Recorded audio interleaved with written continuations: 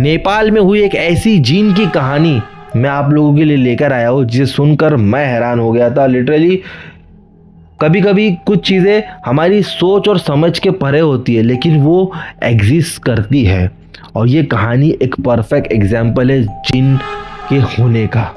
अब वो क्या है वो तो आपको इस कहानी में पता चल जाएगा, लेकिन अगर आप लोग मिस्टीरियस अरहान पर पहली बार आए हो तो चैनल को सब्सक्राइब करो, साथ ही इस कहानी को लाइक करो और अपने दोस्तों में ज़्यादा से ज़्यादा शेयर करो।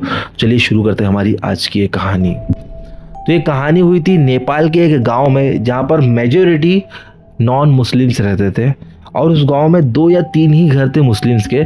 तब एक मुस्लिम फैमिली वहाँ पर एक घर खरीदती है। बहुत ही बड़ा घर होता है, लेकिन जो फैमिली उस घर को खरीदती है उसके कुछ 3 या 4 मेंबर ही होते हैं। अब उनके घर वाले हमेशा सोचते थे कि हमको नमाज पढ़ने के लिए बहुत दूर जाना पड़ता है, और गांव में जो दूसरे मुस्लिम से उनकी भी ये हालत थी कि उनको नमाज के लिए काफ़ी दूर जाना पड़ता था, और उनके घर में जो बच्चे थे तो उनको दीनी नॉलेज के लिए भी कई दूर दूर भेजना पड़ता था। तो लोग सोचे कि क्यों ना हमारा इतना बड़ा घर है तो हम लोग इस घर को आधा मदरसा बना देते, ताकि जो आसपास के जो 2-4 मुस्लिम फैमिली है वो लोग आके यहाँ पर नमाज अदा कर पाएंगे, साथ साथ उनके बच्चे कुछ दीनी नॉलेज ले लेंगे। वो लोग अपने आधे घर को मदरसा बना देते। अब लकीली उस गांव में एक आलिम भी रहते थे जो कि उस मदरसे को ज्वाइन कर लेते और वहाँ पर नमाज और कुरान शरीफ पढ़ाना स्टार्ट कर देते। अब महीनों तक वहाँ पर ये चीज़ें चलती गई, माहौल वहाँ का बहुत ही अच्छा हो गया। इस चीज़ को कई महीने हो गए। अब वो जो आलिम उस मदरसे में पढ़ाते थे वो किसी वजह से उस मदरसे को छोड़ के चले गए। तो अब प्रॉब्लम ये आ गई कि वो गांव एक ऐसे जगह पे था जहाँ पर रोज़गार नहीं थी इतने, तो गांव के रहने वाले शहर में आते थे काम करने के लिए, तो यहाँ पर कोई दूसरा आलिम इनको नहीं मिल रहा था। तो ऐसे में मजबूरी में उस फैमिली ने इस मदरसे को बंद कर दिया। अब मदरसा बंद होने के 2-3 महीने बाद एक रात को जो वो फैमिली में से एक मेंबर, एक बच्ची, वो जब रात को पानी पीने के लिए नीचे उतरती है, और अब वो जो मदरसा बंद करने के बाद उन लोग ने वापस से पार्टीशन हटा दिए थे और वो घर का हिस्सा ही बन गया था। तो वो पानी लेने के लिए जब वो उस सेक्शन में गई जहाँ पे पहले नमाज होती थी, तो वो देखती कि उसको सफ़ेद परछाई नज़र आती है। वो ज़ोर से चिल्लाती है और अपनी मम्मा के पास भाग जाती है। तो जब उसके घर वाले नीचे उतरते तो उसको कुछ नज़र नहीं आता, लेकिन अब वो लोग क्या नोटिस करते कि जहाँ पर वो जो मदरसा था अब वहाँ पर अजीब सी खुशबू आ रही है, मानो किसी ने अगरबत्ती लगा दिया हो या इतर लगा दिया हो। वो एक अलग ही एटमॉस्फेयर लग रहा था उनको उस रूम में आकर। तो वो लोग हैरान हो जाते हैं, वो लोग सोचते कि ये क्या। तो वो लोग उस चीज़ पे इतना फोकस नहीं करते और बोलते हैं कि तुझे कुछ गलत फहमी हो गई, यहाँ पर तो कुछ भी नहीं है। वापस अपने कमरे में आके सो जाते हैं। अब 2-3 दिन के बाद उस घर के एक और मेंबर को सेम वैसी सफ़ेद परछाई नज़र आती है, वही जगह पे जहाँ पे ये लोग का पहले मदरसा था, और वही खुशबू।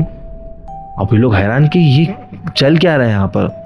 तब लोग बहुत ज़्यादा परेशान हो गए। तब आसपास के लोग बोले कि हो सकता है तुम्हारे घर में कोई चोरी की नीयत से आता हो और तुम लोग को देख के भाग जाता हो। तो ये लोग डर गए। लोग सोचे कि हाँ हो सकता है ये पॉसिबल है। तब एक दिन उस गांव का एक आदमी उनके घर में एक रात के लिए वहाँ पर रुक जाता है। अब वो देखता है कि आधी रात को वही खुशबू आने लगती है और अचानक से उसको परछाई, सफ़ेद परछाई नज़र आती है। ये सर से लेके पैर तक काँपने लगता है, क्योंकि वो जो भी था वो इंसान नहीं था। इसके समझ में नहीं आता और ये जोर से चिल्लाने लगता है। तो घर के सब लोग आते हैं, देखते तो सामने कोई नहीं, मगर वो खुशबू अब आ रही है। अब लोग परेशान हो जाते हैं। अब लोग सोचते हैं ये कुछ ऐसी चीज़ है जो हमारे सोच समझ के बाहर है। तो ये लोग शहर में जाते हैं मस्जिद में, वहाँ पे ये सारी चीज़ें मस्जिद के आलिम को बताते हैं। तो कहता है कि ये कोई ख़राब चीज़ नहीं है बल्कि एक अच्छी चीज़ है।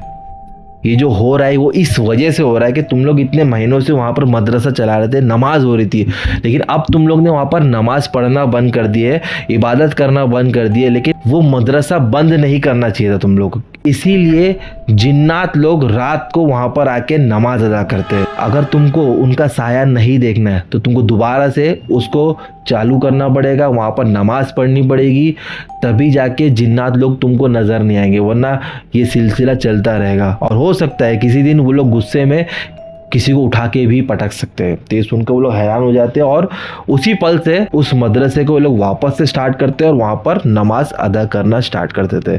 और फिर देखते देखते रात को उनको किसी जिन के साए भी नज़र नहीं आते और उनके साथ कुछ भी ऐसा बुरा नहीं होता है।